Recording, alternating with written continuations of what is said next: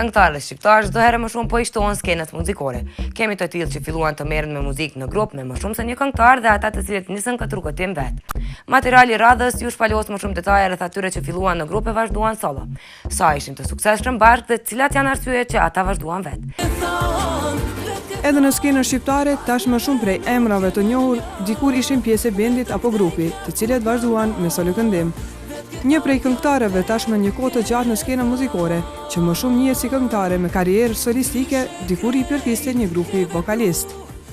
Grupi me cilin kam dalë për herë të parë në skenë është grupi Trio Rona, në vitin 1985, para kohës së gurit. Me shaka. Ishte ky një grup simpatik i kohës, u promovuan për herë të parë në akordet të Kosovës.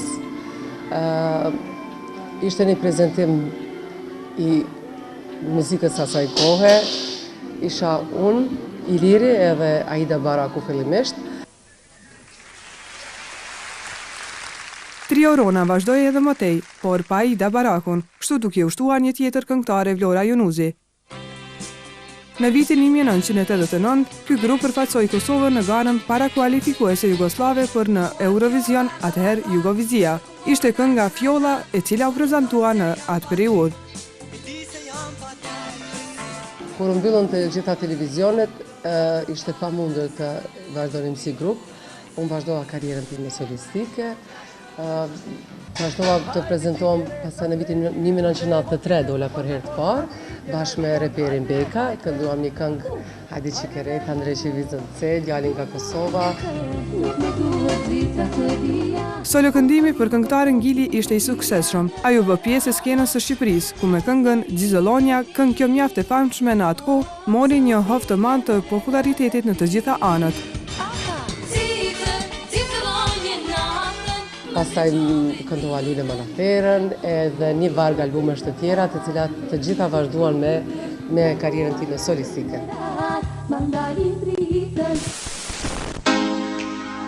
Ato ishin vajzat e para që dolen me klipin e tyre në një kabriolet, që ecste me shpejtësi me titull Furia Strada.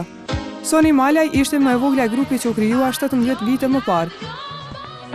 Grupi del për herë të parë në festivalin Këngët e Sinët në vitin 1997 dhe që në daljen e parë patën një bum në publik. Pas një kohë, Soni Malaj vazhdoi vetëm karrierën muzikore, pas largimit të vajzave të grupit një nga një. Ndaj pas shumë vitësh që kanë kaluar dhe që grupi është përbër, ku Soni kishte planifikuar të ribashkonte vajzat e tjera të grupit Spirit Voice. Por pas shumë përpjekjeve, plani është prishur, pasi njëra nga vajzat, Dorina, nuk ka mundur do të vinë nga SBA-t.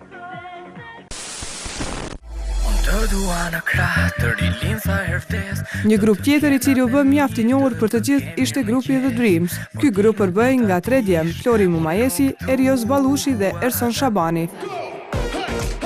Ishte viti 2002, ai që do të shënonte ikje nga grupi të pjesarit kryesor Flori Mumajesi, i cili vijoi një karrierë prej solisti, duke krijuar këngë për veten e të tjerët. Pas largimit të Florit, një pjesëtar i ri u shtua grupit, Ermal Mamaçi, i cili edhe ky pas një kohe vazhdoi vetëm.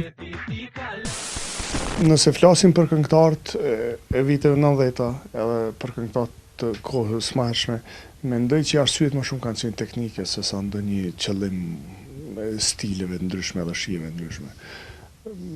Nuk kisha marrë shembull ndonjë këngëtar konkret në Kosovë, po të them shumica e moshës të mesme, cilë kanë këndu, janë detyru me fillu se vitet 90-ta kanë qenë shumë të vështira për me ekzistu.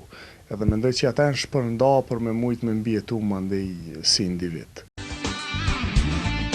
Ishte formuar si rezultati bashkëpunimit shumë vjeçar të muzikantëve ndërmjet veti, por në rrethana tjera muzikore, sepse secili prej tyre ka qenë i angazhuar në ndonjë prej grupeve të mëdha të skenës sonë muzikore. Ndryshe nga grupet e tjera, Hana Band është udhëhequr nga vetë bendi e jo nga këngëtari. Në fillim ishte Kaltrina Selimi, e cila u përshtat mirë, pastaj erdhi Ryva Kajtazi, një aktore që nisi karrierën e këngëtarës, dhe më në fund edhe Mjellma Berisha. Me shumë kënaqësi pranova ftesën. Pasi që hyra në band, kemi pas një bashkëpunim të mirë, me disa këngë shumë të suksesshme, një përvojë shumë e mirë, që nuk zgati shumë, dikon rreth 8-9 muaj, jo ma tepër. Fillimisht pjesë e Hana Band e më pas vazhdoi me solo këndim ishte Kaltrina Selimi, që nisi një karrierë solistike, vërullshëm dhe të suksesshme. Unë mendoj që ka këngëtarë cilë kanë pas sukses, që kanë vazhdu pa bendin, po ka edhe bendet sukses me cilë t'i ndrojnë këngëtarët zakonisht edhe bendi nuk është edhe këngëtari nuk është më frontman. Këtë më varet prej lloje të grupit, mënyra se si është ndërtu.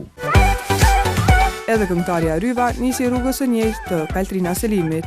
Unë fillova me solo, për nuk ishte që pahta në sukses shumë të madh, puna që isha e re në këtë drejtim edhe normalisht çdo fillim është i vështirë derisa të gjenë njerëz adekuat për me punu në këtë punë dhe për me dalë një punë e suksesshme. Një prej bendeve që qëndruan gjatë në skenë ishte grupi Marigona. Pavarësisht ndërprerjes së grupit, ko më parë festuan 20 vjetorin e themelimit. Vokalisti Vullnet Sefaja bashkë me antarët e ish antar të grupit përformuan live për rreth 2 orë, duke sjellur për publikun kosovar edhe njëherë hitet e tyre më të mira. Në të shumtën e rasteve ka prej atyre që ritentojnë të bashkohen, por nuk ja arrin, apo pas largimit të vokalistit, ai band nuk e ka më namin e dikurshëm dhe publiku humb interesin për të dëgjuar, edhe pse puna në grup është më e lehtë se të punosh vetë, për të dyjat kërkohet aftësi. E në fund të fundit është mirë të lihen vepra dhe gjunë.